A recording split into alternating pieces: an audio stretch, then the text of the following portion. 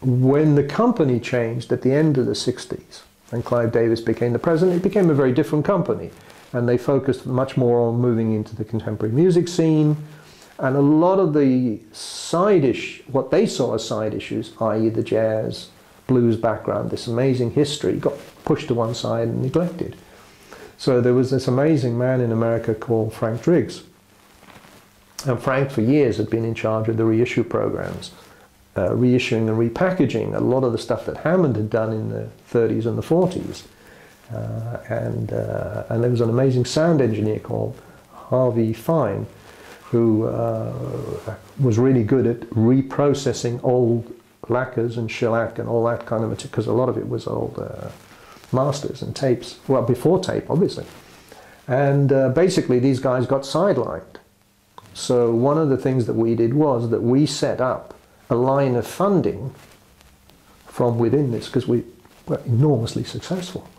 And we employed them out of London without telling anyone. No one knew about this.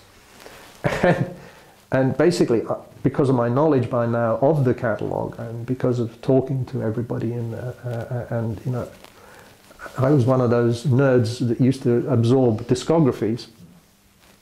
And so I talked to the guys and say, look, whatever happened to the rest of those Charlie Christian stuff?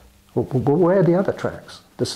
And one of the things that, I don't know if anybody knows this part of the story, I don't know if anybody's ever talked about it, but there was a point where an order came down through the company, get rid of, we need the space. So they started dumping old masters and the old lacquers and everything, and literally putting them out in the alleyway.